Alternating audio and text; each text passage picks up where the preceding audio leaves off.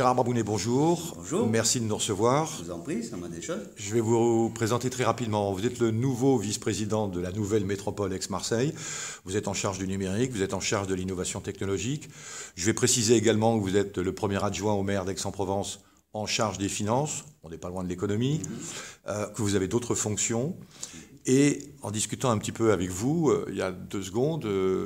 En fait, vous connaissez déjà le numérique. C'est quelque chose que vous connaissez, que vous avez traité. Vous savez, j'étais universitaire, j'étais le doyen de la faculté d'économie d'Aix.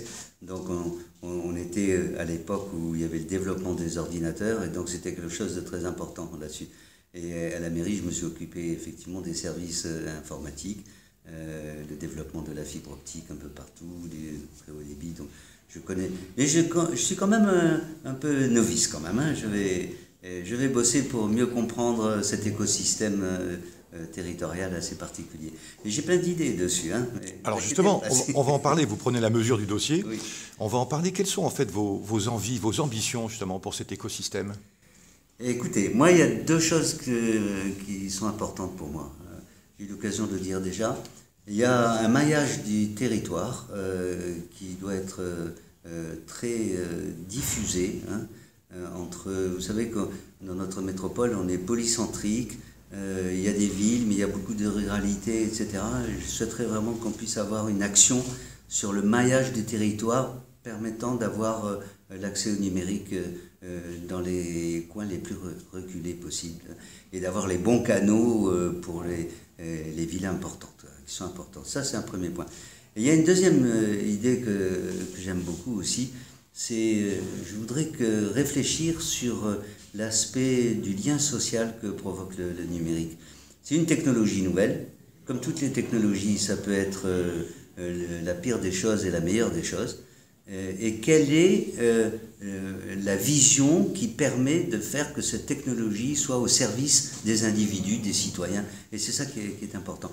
Sans qu'on tombe dans le côté trop centralisateur que pourrait permettre de donner et d'offrir le numérique, et au contraire, libérer les actions des individus. C'est ça qui me paraît important. Alors, le numérique vit au rythme de la French Tech depuis à peu près 1 an et demi, 2 ans. Oui, quelle belle réussite, en tout cas pour Aix-Marseille. Hein. Alors voilà, moi je voudrais savoir un petit peu qu'est-ce que vous pensez de la French Tech en général et Aix-Marseille French Tech en particulier. Écoutez, ça a été une vraie réussite. Je voudrais dire que dans les chevilles ouvrières de cette opération-là, j'avais une personne à la communauté d'agglo du territoire d'Aix qui était très importante, Marie-Christine Bouillet, qui nous a aidé beaucoup pour monter des dossiers, pour faire que ce label puisse être obtenu. Et puis j'avais aussi un jeune élu très brillant, qui s'appelle Stéphane Paoli, hein, avec lequel on avait mis en place tout ça. Hein. Je pense que c'était une vraie réussite.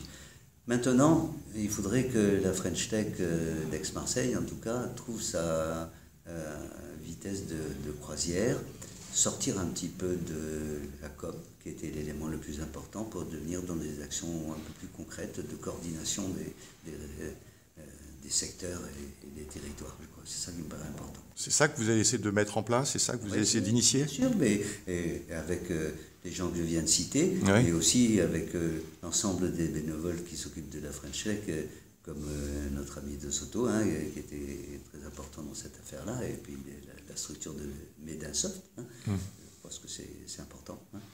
Alors, vous avez parlé de Stéphane Paoli, justement, c'est une personne qui s'est très impliquée dans la French Tech, à Aix-Marseille, qui s'est très investi. Il est adjoint au maire également, à Aix-en-Provence. Vous allez travailler en binôme, il va travailler avec vous sur tous les dossiers? C'est un ami, d'abord, hein, depuis toujours.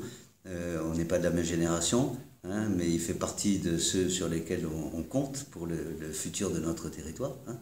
Et il n'y a aucun problème pour travailler avec lui. On a déjà commencé. Le jour où on m'a confié cette délégation de la métropole, la première chose que j'ai fait, c'était de me rapprocher de lui, hein, pour voir comment on pouvait travailler ensemble. Et après, j'ai vu Sperling, hein, qui était aussi parmi les élus, celui qui était intéressé. Il n'y a pas de problème pour ça. Hein. Au contraire, j'ai beaucoup d'affection pour Stéphane. Et puis d'admiration aussi, hein, parce qu'un jeune se lance dans ce combat-là, c'est bravo. Oui. Hein. Quelle sera peut-être que vous l'avez déjà pensé, quelle sera votre première action au titre d'Aix-Marseille French Tech? Vous avez déjà des idées ou vous préférez encore un petit peu attendre? Non. Je voudrais lancer une étude sur justement cette, comment dire, ces retombées sur le relationnel des individus liés à la numérique. Je trouve qu'on n'a pas assez travaillé là-dessus. Vraiment, ça, je voudrais lancer une étude là-dessus. J'ai déjà commencé à réfléchir là-dessus. C'est quelque chose que je voudrais démarrer. Mais bon, il y a tellement de choses concrètes, beaucoup plus... Ça, c'est un niveau de réflexion élevé, mais qui va prendre du temps. Hein. Ça, je veux le démarrer, celui-là.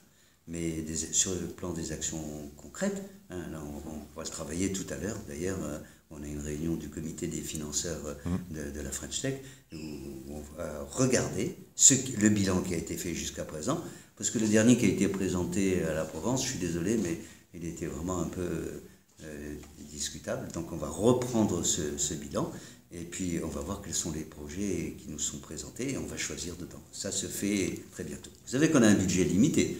On a un budget qui est un peu plus de 200 000 euros, qui n'est pas énorme. Donc il faut